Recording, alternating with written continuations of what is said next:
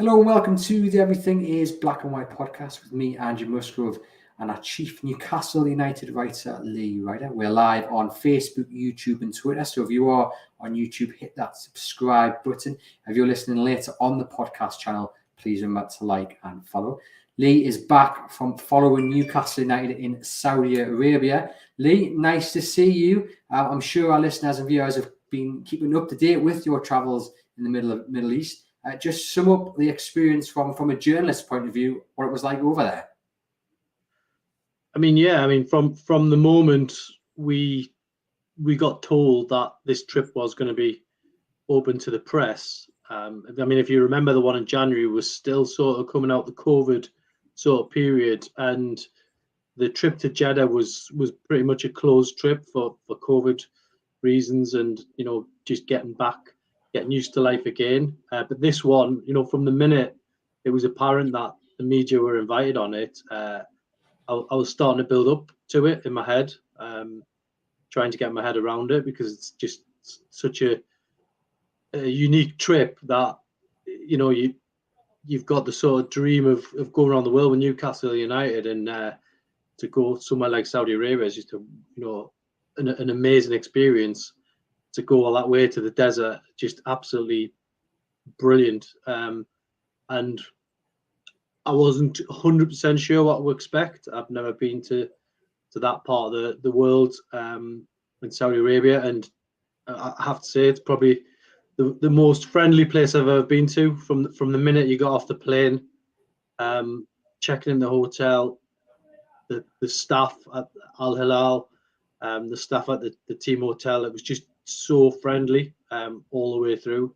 To the minute you left the country, it was just such an experience. And to be fair, you don't always get that in some places. It was just such a good experience from a journalist point of view to be able to go out there and enjoy the trip, but also get some good quality content from it as well. Yeah, plenty of stuff on the website from Lee, and much more to come. In terms of the atmosphere around the camp, Lee, you've been on you've followed Newcastle United around the world. You've been to many of the training camps. Do you think the fact that Newcastle are not only third in the Premier League, but also they are now under an ownership that are clearly ambitious, that obviously plays into what you've experienced, what the fans have experienced, and ultimately what the players are experiencing when they do go abroad to these camps?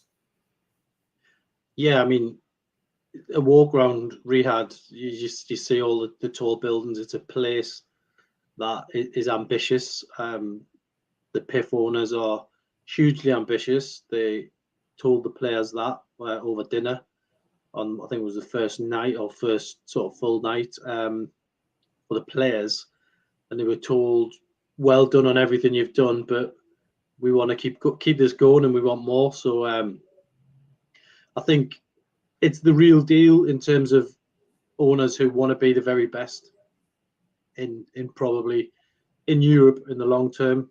They obviously want to win European trophies, but for now, they just want to keep pushing away in the Premier League. And this season's already been much better than the last 10. So long may it continue. And I think they've got the full backing of the owners now. And how does your experience and I don't know, like the kind of the facilities that the players have been using, the facilities that you were using out there as well, compared to other trips you've been on? You've been to China covering Newcastle, you've been to New Zealand as well. Do any previous trips kind of compare to what you experienced over the last week or so? I think in terms of everywhere I've been around the world, the supporters are just there en masse. And Newcastle United, even before the takeover, you go to a place like America and China, you see the size of the club. Obviously, we're not quite a Liverpool or a Manchester United, but I tell you, we're up there and we're growing, because I had like complete strangers previously coming up to me in Saudi Arabia and talking about Chronicle Live, talking about Newcastle United, and you don't realise sometimes how far the reach is. And that was a little reminder of it. And I have had that before. People, nice comments, people coming up and saying you enjoy the podcast and things like that. So that part of it was positive. I think in terms of the facilities, I can see Newcastle going to Saudi Arabia regularly now. I mean, obviously they've just won this trophy, and they're going to have to go back and defend it against some team. But it's just such a big experience out there, and I think they've got the Italian Super Cup, they've got the Milan Derby in Riyadh coming up as well. But they just love the football, absolutely love the football, and the Al Hilal fans was so warm and friendly. They kept coming up to the press box and doing the sort of the love sign, which we've seen Gareth Bale do in the past. They were just such nice people, and I was just delighted with it. The fan event got a lot of coverage. It was great to see not only Eddie Howe and the players, but also the board speaking to fans. Now, there were a few fans who had travelled from Tyneside, from the UK, but there were a lot of fans out there who live in Saudi Arabia as well. Were you surprised at the amount of Saudi Arabian-based fans that that attended these events and came to support Newcastle?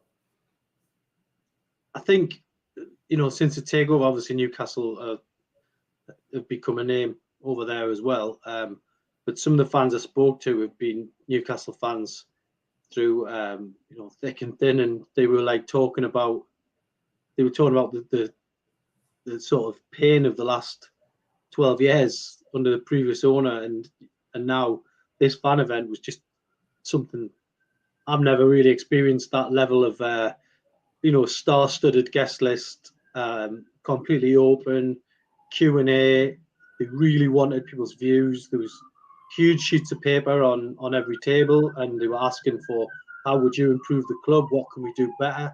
It was just such an open dialogue, and I think really before that you did have fan meetings where you'd have to wait for weeks and weeks just for the minutes to come round, and we'd all be looking through them, looking for little bits of positivity. But this was just something else. I mean, there's Amanda Staveley, Jamie Rubin, Darren Eales, all on stage, then Eddie Howe, then the players. It was just such a great fan engagement experience, and hopefully one that can be repeated soon. It's just something that I don't think you would get that at most clubs, to be honest.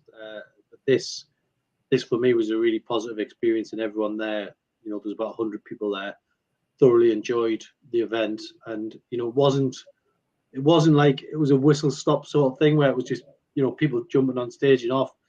It was really thorough, and it lasted the best part of 3 hours. And then even after it, when it finished, there was sort of an area where you could mingle with whoever you wanted and just have a little chat. And I just thought that was just so impressive from the club's point of view.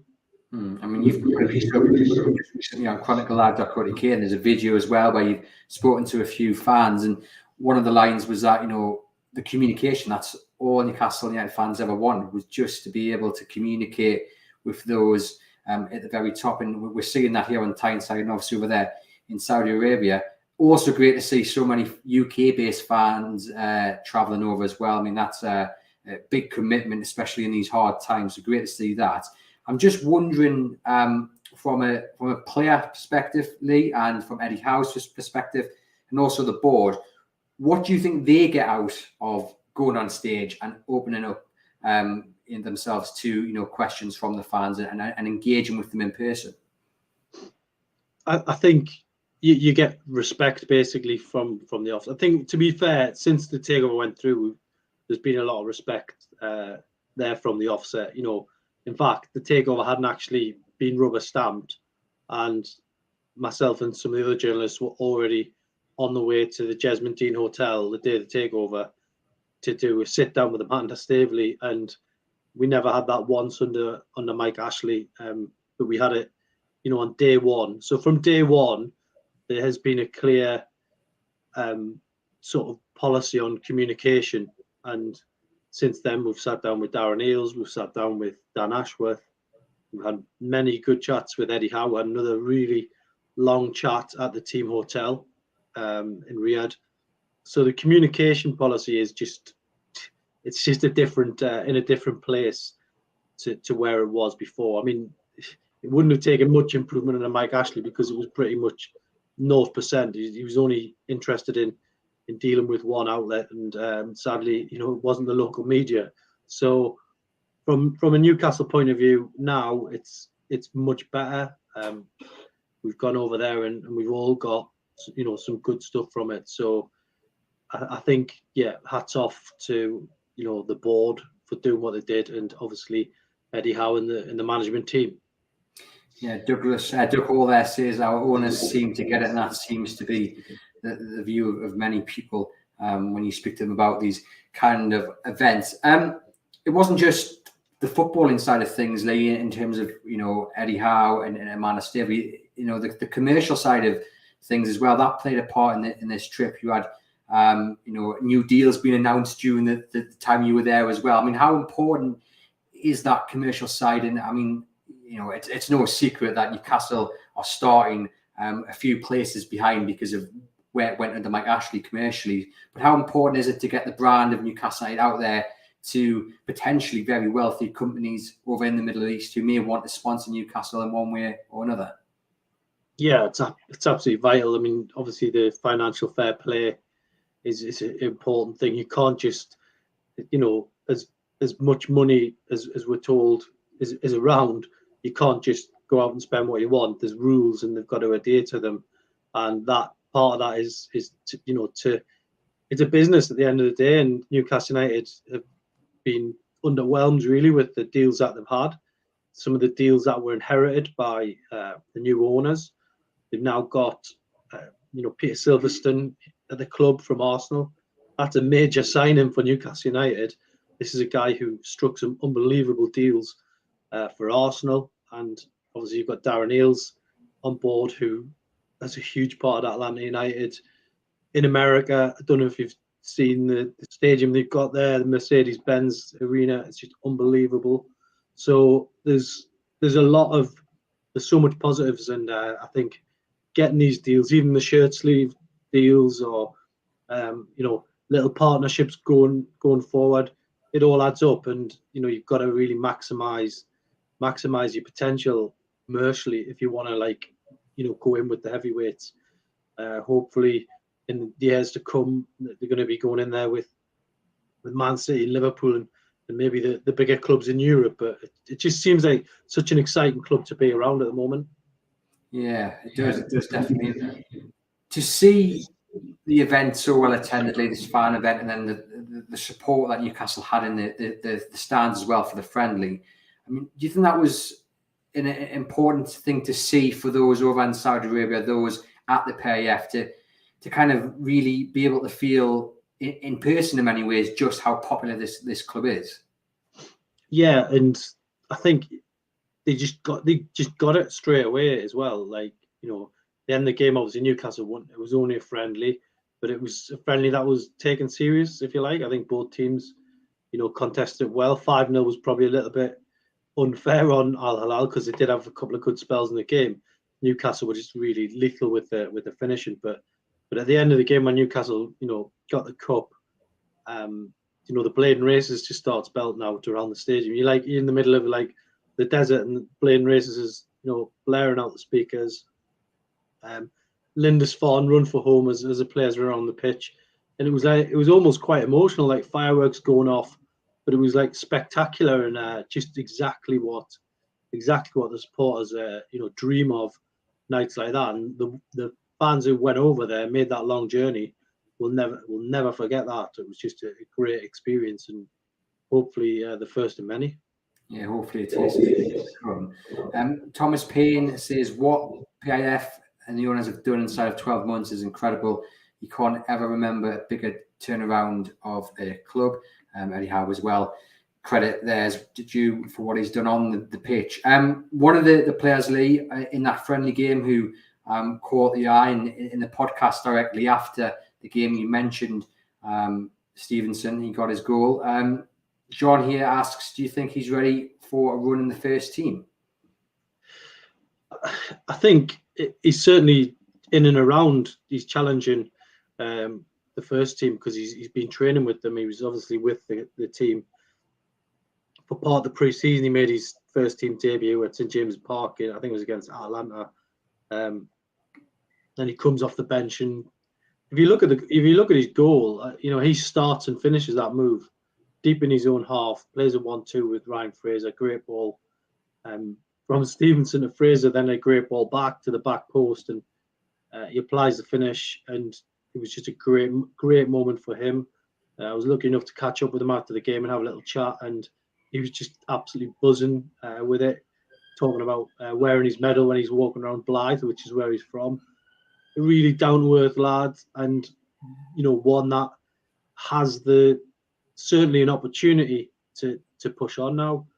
I think if I'm being realistic, running the first team might be a little bit ambitious given the players Newcastle have got at the moment. Doesn't mean he won't do it in the future, but I think probably the next logical step for him will be, well, maybe he might get a little taste of the action in one of the cups, Bournemouth coming up, and then obviously Sheffield Wednesday away. So that's a realistic aim for him. And then after that, I think second half of the year, go out on loan, I think would be a really nice step for him. Maybe get 20 games under your belt in the AFL, even if it's League Two. Go out, get that experience, and then come back in pre-season, and then that's your chance to really shine. But everything he's done so far has been really good, and to have that goal under his belt it's put a little thought in the head of Eddie Howe, that's for sure. He wasn't the only youngster who was on the plane with Newcastle United. I mean, just how important is that experience, even if you don't necessarily get the minutes, but just to be in and around the first team? How important is that, Lee, do you think, for aiding the development of some of these kids who hopefully will go on to be the next big thing at Newcastle? Yeah, I mean, this is it for the youngsters coming into the squad to get that great experience. But the one thing that probably should be reminded of is this is it's a small window of opportunity, because you've got hundreds of kids behind you in the academy, and some of them get to the first team stage and then we don't see them again. So this is their opportunity to shine now, and it won't be a long window. They haven't got like 6 or 7 years of this. They've got probably about 18 months where they can really impress. So it's either go out on loan and get success there, like Elliot Anderson did, going further back. Paul Dummett, when the Gateshead, there was players around him almost taking the mickey out of him, and he's gone to Gateshead, been a success, gone to St Mirren, been a success, come back and he's a first team player. So you ask Paul Dummett about the importance of going out on loan, he knows exactly what it's all about. So that's probably where a lot of these youngsters should be looking now. There will be the odd one who just goes straight in and stays there, but it's very difficult to. Sometimes I think the rise to the top can probably feel easier, but it's getting to the top and staying at the top that is the real task in football, and that's something I've noticed from however many years it is now I've been covering Newcastle United. Obviously, I mean, you've covered the youngsters as well for many years, and this is meant in no disrespect to the people who were there beforehand, but how important is it now that Newcastle, in Dan Ashworth, they've got someone who has got a track record in making sure there's either a pathway to the first team or out on loan, someone that Shola Ameobi can learn off as loan manager, but that pathway is so essential. Someone experienced who can make sure that these youngsters are getting their chances, whether it be in the black and white in Newcastle or elsewhere. Yeah, it's absolutely vital, and I think Shola Ameobi sort of touched on it when we were over there about Elliot Anderson going to Bristol Rovers, going down to League Two, and then he comes back a legend a few months later, having got Bristol Rovers up into the up to League One. I think they would have loved to have re-signed him. I think there's probably a queue of Championship clubs wanted him, but he ended up getting the opportunity to stay here. And yeah, the second half of the season is going to be interesting for him. Does he stay and continue to challenge, or do they possibly look at a loan deal for him as well? I'm not 100% sure yet. It's important that they keep getting the game time, but he's done unbelievably well. And I think he's got the contract that he dreamed of now, so he's in a really good place. And it's down to those decisions, as you say, your sporting directors, Shola Amiobi, who's a loan manager and looking after a lot of the young players now. He was actually on the trip as well, and just having chats with the younger players about what could come next. And yeah, people like Dylan Stevenson are on that list. It's going to be an interesting return for Alan St. Maximin as well. You spoke to him during this trip. It's been an interesting time for him. Last season, the season before, he was often the only man that looked like he could really do anything for Newcastle. It seemed to be pass the ball to Maxine's, and hopefully something will come off. This time around, it's not the same. Newcastle have got other star players in that side. He hasn't featured of late. Yes, he's had his fitness and injury issues.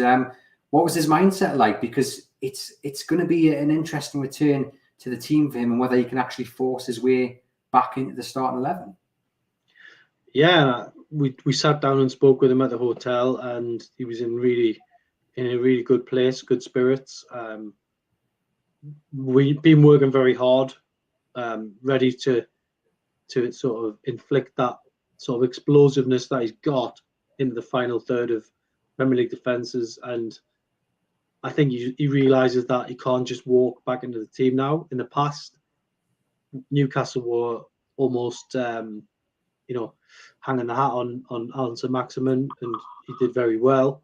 But now he knows that, he could have left this club and he could have gone somewhere bigger or better. But I think now he knows that he's got a battle for his place. But I mean, I'm confident that once he's back in the team, we'll be seeing exactly what we want to see from him. I think that Manchester City game earlier in the season, unbelievable, wasn't it? The 3-3 where he, was just absolutely sensational. So that's what you're looking for from him. That's what he can deliver. And I think he's acutely aware of what he has to bring to the table now. Do you think now the pressure is sort of off him? Does that benefit him in many ways? As in, it's not just all on his shoulders. You've got Bruno in the middle. You've got Callum Wilson. You've got other players who are scoring goals, Almiron, for example, and he can just kind of get about his day job on the pitch without the pressure of being the star man. Yeah, and it's not just St. Maximin who's got the battle on his hands to get his place. It's even sort of Callum Wilson. You've got Isaac now coming back from fitness to fitness rather, and I think what we're seeing is a squad where there's one or two players really battling for the position, up to three players in some positions. You need to be like a Man City or an Arsenal where you've got that competition for places, and it's brewing very nicely for Newcastle at the moment. Back on Tyneside, they've got the friendly this weekend, and then you've got that game against Bournemouth in the League Cup. And many people felt that this break came at the wrong time for Newcastle, absolutely flying high, third in the Premier League, brilliant result. John's asked, do you think it will take time for Newcastle to get back into the rhythm, or will they just pick up where they left off before the break?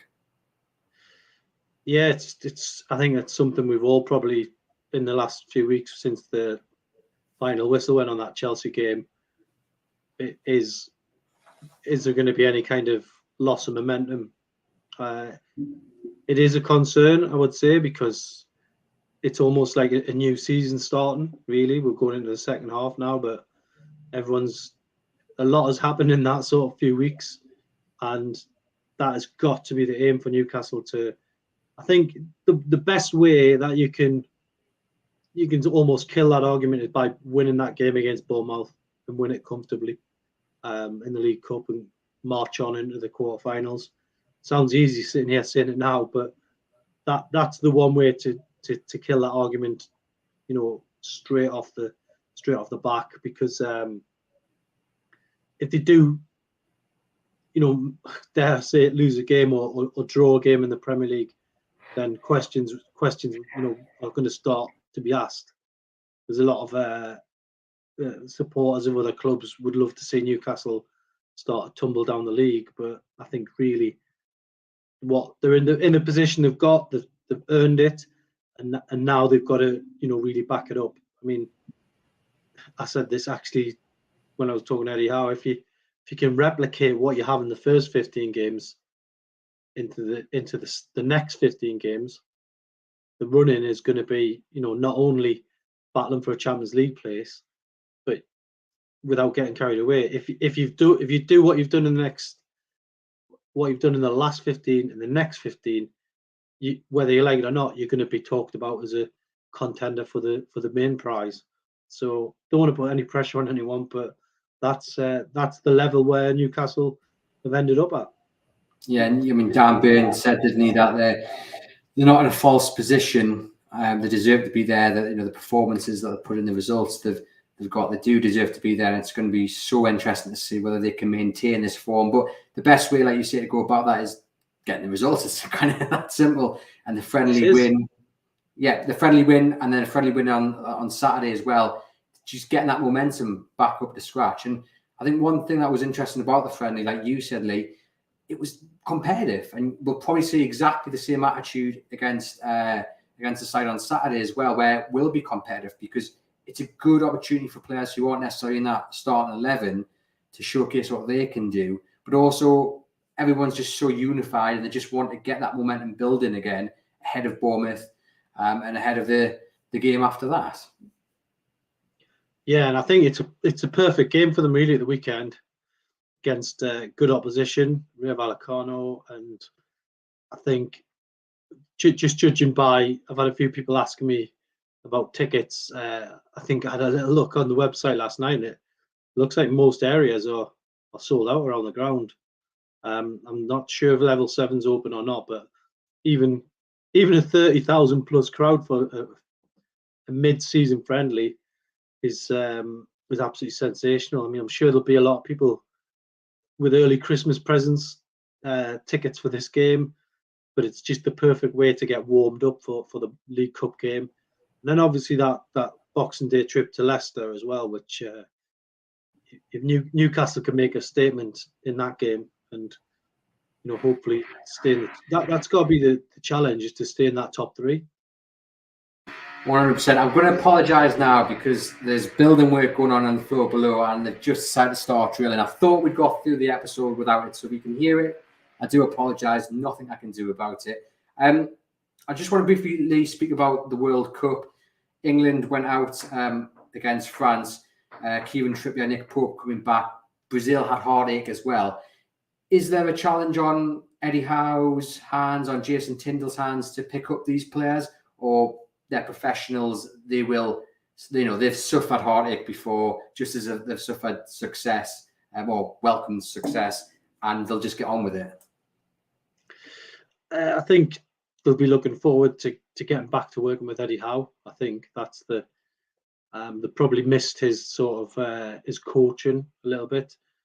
Especially, I think probably Kieran Trippier and Callum Wilson will feel, well, probably and Nick Pope as well, will feel that they could have played more of a part at the World Cup, as good as the roles they got were. But I think looking back on Saturday night, I was quite disappointed, really.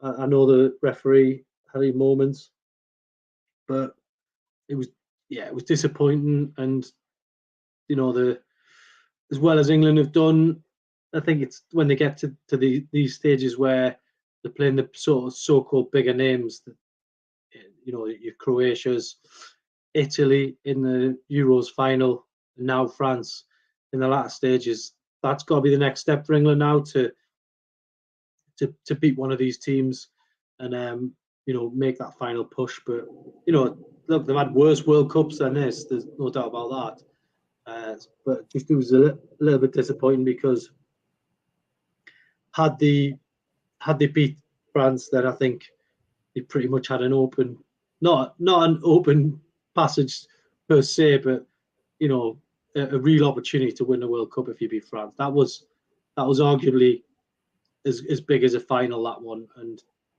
yeah, they didn't take it. Some things didn't go well.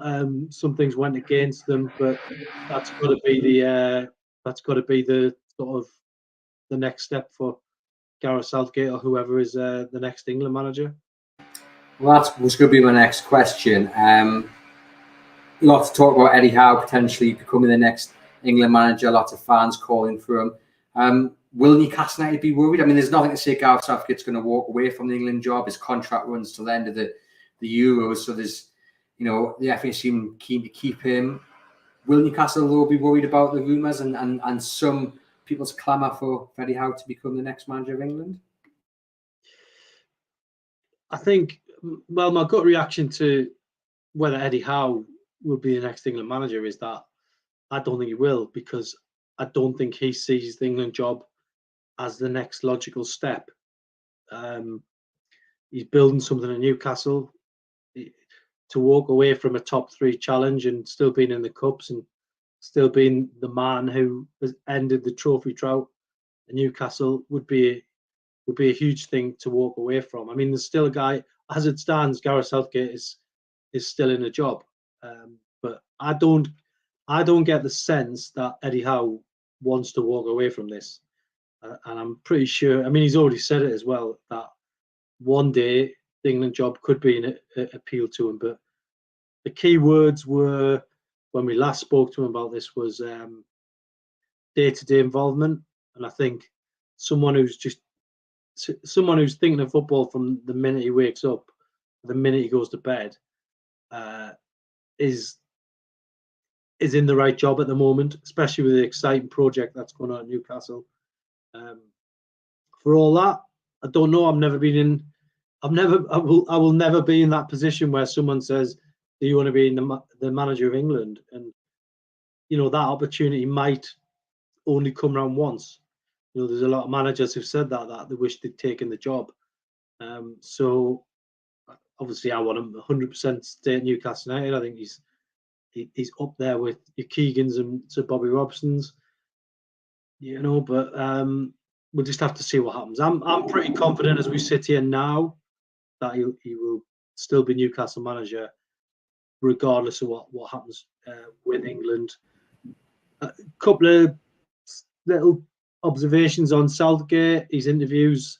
I think he referred to the defeat against Hungary at Wolves at Molineux in the summer. I was actually there that night covering England because of the involvement of Kieran Trippier, and it was a horrible night to be an England fan. And I think the backlash, I was really surprised. I mean, it was 4-0 against Hungary, but the backlash Southgate got that night was pretty bad.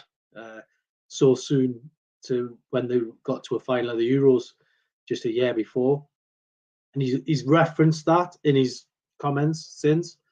And then the other thing, that the other little red flag from his comments were that, I think, if I'm right, he said something like he probably won't be watching the semi-finals or the final because he's so dejected.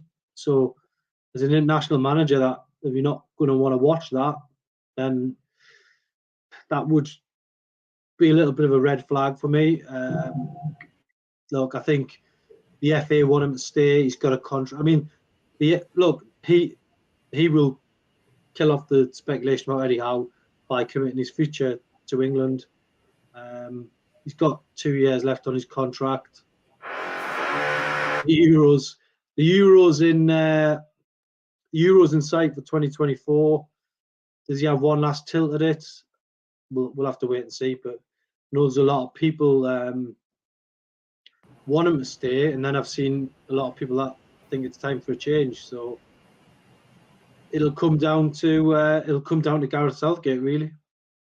Yeah, one to watch. Couple of people asking about transfers, Lee, but just before we finish on that, another plug for the fans footballer of the year. I'm going to pop the link into the comments. This is where you can vote for Bruno. He's up against a host of the world's best players, and he needs your vote to be crowned fans footballer of the year. He didn't feature all that often during the World Cup, Lee. I suppose in many ways that's a positive for Newcastle because he comes back without picking up an injury. He comes back without tiring himself out. Of course, we would have loved to have seen him play more minutes for Brazil. But it's going to be really interesting to see him in Newcastle in black and white again, and hopefully picking off from where he left off here before he went to the World Cup? Yeah, I think he's obviously a key player. He will be feeling probably as low as we are as England fans. I was watching the Brazil game on the plane on the way back, which was unbelievable that you can do that these days. And I couldn't actually believe that Brazil were out. It was just unbelievable what happened to them on penalties. And I think you could see how devastated Bruno was. He hasn't had the tournament that he would have liked. He hasn't played as much as he would have wished for. So he might be a player that needs picking up when he gets back. I think Eddie Howe's is the exact guy to do that. So yeah, hopefully he can quickly process what's gone on at the World Cup and move on. And to be honest, once you get Christmas out of the way and move into Boxing Day, the fixtures in the Premier League, as we all know, are going to be flying at us thick and fast, and the World Cup will soon be a distant memory, and that's probably a good thing for Newcastle fans and the players. Yeah, I guess it's made a little bit easier as well by Newcastle's position, going well in the Cup, where they are in the league. And yeah, they've had a heartache over there in Qatar, but they can come back in and it's a nice atmosphere to be in, and things are clearly looking up. A quick mention then for January, a couple of questions for you, Lee. We'll roll them into one. We've got Kesed Man here saying, who do you think, or what do you think Newcastle United's January targets will be, and what positions? And then we've got John also asking whether you think transfer activity will be influenced by the league position. And I guess on John's point there, it's not the first time Newcastle have been in this position. People will remember back under Alan Pardew when Newcastle signed Pape Cissé in the hope of breaking the top four. A little bit similar in terms of kind of the position and I guess the prize. Obviously, the ambition of the owners is thankfully a lot different. But on John's point there, do you think plans will have changed because of where Newcastle sit in the league? Do you think in his words, it might be an idea to push the boat out to help secure the top four dream? Yeah, I think that this is an opportunity to really nail down that Champions League place. Probably 2 years ahead of schedule, I would say, because I would, football's it's funny, isn't it, that this season would have probably all been happy with a mid-table and a bit of a cup run, and then next season we might have been talking about getting into the Europa Conference League or Europa League, and then maybe the season after you would say Champions League. But here they are, 12 months after fighting against relegation, 6 months after finishing 11th, they suddenly find themselves with this golden opportunity to get, the golden ticket and really boost the club finances. And yeah, I think you've got to speculate to accumulate a bit. And I think that maybe I don't think that the urgency. 12 months ago, we were like really up against it in terms of staying in the Premier League. It was like, do or die in terms of getting players in. We haven't quite got that this year, but I think that they're very open-minded about what they do next. Certainly, I think there's a clutch of players who, may feel the benefit of a move and an exit to get football elsewhere, which would throw in the opportunity of new players coming in. I don't think they're going to sit on their hands. I think they will invest in the window, and I think it's pretty much an open mind, really. I think that's the best way of putting it. No one's going to.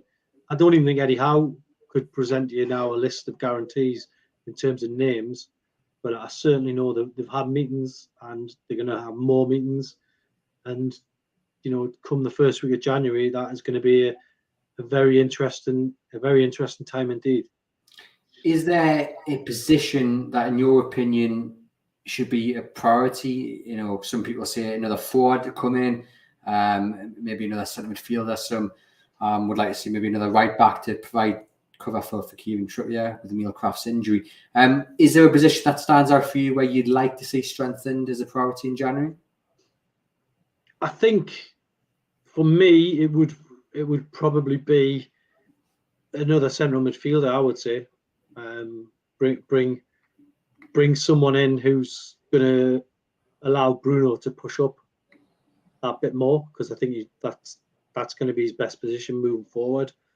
But then for all that, you've got Joe Willock playing very well, Sean Longstaff playing very well, and John Joe Shelby coming back from an injury in pre-season. So there's so many options in there. I mean, you look at even the left back area where Matt Targett, you thought was pretty bulletproof at the end of last season. He had a great run. And then, someone like Dan Burn, the gauntlet's been thrown down to him. He's not only been brilliant when he was playing centre-back last season, he's keeping a first-class left-back out the team. He's started almost every game. He's played at left-back, and he's just looked unshakable in that position. So there's so many... That's what happens when you sign good players. They can come in and do a job and make it very difficult for someone to get back in. As someone like Kieran Trippier, who's coming in at right back and been an absolute revelation. And as you say, you might need cover there, but it's going to take someone unbelievable to get past Kieran Trippier on that side. So it's just nice to be talking about having so many good options, really. It is, isn't it? And you mentioned there, Shelby is one of the names that you mentioned there, and he's obviously coming back from a bit of an injury issue. So he's another one, like you say, is thrown at the mix. It's going to be so interesting, even without a new arrival, to see who actually fits into that midfield, because everyone seems to be on such good form. But it's like you say, it's refreshing to be able to see that. This has been the Everything is Black and White podcast. Thanks to Lee for popping on to the pod and sharing his experience over in Saudi Arabia with you guys, the listeners. Please remember to like and follow the podcast through your podcast provider, and head over to chroniclelive.co.uk, where you can keep up to date with all the latest Newcastle United news, including a piece that's just gone up from Lee on that fan event and why the club is now back, in one word of the fans, back with the fans, and that's all you've ever wanted, that importance of communication. So head over, give that a read, and please remember to like and follow the podcast through your podcast provider. Thank you very much for tuning in.